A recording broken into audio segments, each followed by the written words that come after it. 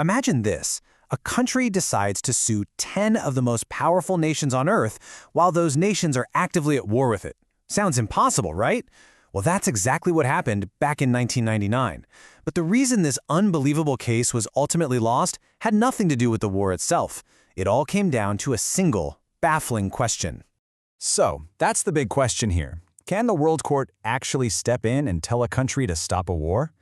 In 1999, the Federal Republic of Yugoslavia went to the International Court of Justice and asked it to do just that, to stop a massive NATO bombing campaign.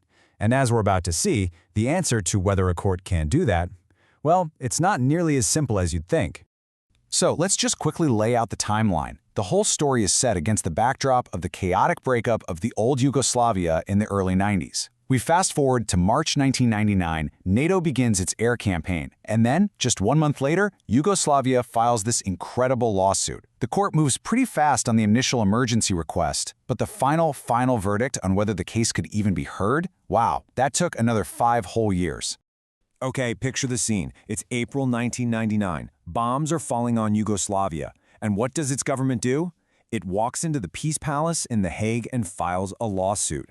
And their target wasn't just one country. No, they went after 10 NATO members, including the US, the UK, France, and Germany. It was an absolutely audacious move. And the list of accusations was heavy, really heavy. We're talking illegal use of force, violating sovereignty, even using prohibited weapons. But the one they were really banking on, their illegal ace in the hole, was that last one, violating the Genocide Convention. You see, that specific convention has a special clause that basically forces countries who've signed it to settle disputes at the ICJ. They hoped this was the key that would unlock the courtroom door. So, before the court could even think about the main accusations, Yugoslavia asked for something urgent, something immediate. They wanted an emergency order, the court calls them provisional measures, to stop the bombing right then and there. And this became the very first major test of the entire case. Now, for a court to issue a huge emergency order like that, it needs something called prima facie jurisdiction. It's a Latin term, and it basically just means at first glance. The court doesn't have to be 100% sure it has the final say, but it needs to see a plausible reason, a good argument that it might. It's the very first hurdle you have to clear. And right here is where Yugoslavia's argument hit its first major snag. They claimed the bombing campaign itself was an act of genocide. But the court, it drew a really sharp line in the sand. It said, look, using military force, even on a massive scale, isn't automatically genocide. To prove genocide, you have to prove a very specific intent to destroy a group. And at this early stage, the court just didn't see any evidence of that intent. Just like that, the door to an emergency order was slammed shut. So that emergency request? Rejected. But the case itself was far from over. It took another 5 years, until 2004, for the court to deliver its final judgment. And this, my friends, is where the story takes a turn that I promise you will not see coming. Yeah, you heard that right. After all those years of legal arguments about war crimes and sovereignty and genocide, the final decision had absolutely nothing to do with any of it. The whole thing, the entire legal battle, wasn't about the war at all. It came down to a fundamental, almost philosophical question. Who exactly was the Federal Republic of Yugoslavia in 1999? And did that identity even give it a ticket to get into the courthouse? To really wrap our heads around the court's final decision, we have to rewind a bit, back to the 1990s. We need to unravel this really bizarre legal limbo that Yugoslavia found itself in at the United Nations.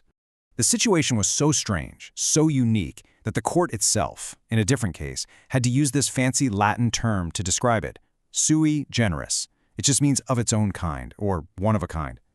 Yugoslavia was stuck in this diplomatic and legal twilight zone, and, as it turned out, that would be fatal to their case.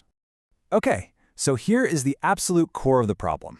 Back in 1992, the UN basically told the new Federal Republic of Yugoslavia, hey, you're not the old Yugoslavia, you can't just inherit its seat, you have to apply for membership like any other new country.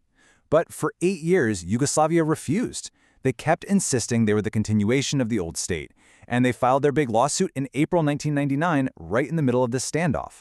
It wasn't until late 2000 that they finally gave in and officially applied as a new member. And that timeline? That was everything. The court's logic was actually pretty straightforward. It went like this. Step 1. To sue at the ICJ, you have to be a party to the court's statute. Step 2. The easy way to do that is to be a member of the UN. Step 3. The court looked at all the evidence and concluded that because Yugoslavia had to apply for new membership in 2000, it couldn't have been a member back in 1999 when it filed the case. Therefore, it had no right to be in court in the first place. The case was lost on a technicality before it ever really began. So, that seems like a pretty clear-cut, if bizarre, end to the story, right? Wrong. This is where it gets even more fascinating. Because while every single judge agreed that the case had to be dismissed, they were deeply, deeply divided on why. On the surface, the decision looked solid. It was unanimous. 0 judges dissented. The case was thrown out. Seems pretty conclusive, right? But behind that unanimous vote was a huge fracture. 7 judges, that's a big chunk of the court, co-signed a separate declaration. They agreed with the final outcome, but they went on the record to say they profoundly disagreed with the legal logic the court used to get there. I mean, listen to their own words. They profoundly disagree with the reasoning. They argued the court should have dismissed the case for other reasons, like the lack of genocidal intent it had already pointed to back in 1999. They were worried that by ruling on Yugoslavia's superpolitical UN status, the court was wading into a political mess it should have stayed out of. So what are we supposed to make of all this? What's the big takeaway from this incredibly complex case? Well, I think it's a really powerful lesson in how international law works, and sometimes how it doesn't. Think about it. The actual merits of the case. Was the bombing legal? What about the civilians? None of that was ever really debated by the court. The whole 5-year legal drama came down to procedure, to a technicality about membership. It just goes to show you that in international law, these questions of status and access, they aren't just details. They are everything. But the court did leave everyone with this one powerful final thought in its judgment, and it's so important. The judges were basically saying, listen, our hands are tied by the rules of procedure, but that doesn't let anyone off the hook. States are still responsible for their actions under international law. It was their way of saying a procedural dismissal is not a judgment on the acts themselves. This whole case is just such a stark illustration of the limits of international justice. And it leaves us with a really tough question, one that's just as relevant today. If the door to the world's highest court can be locked on a technicality, where else can a nation possibly go for justice? And that's a question that decades later still has no easy answer.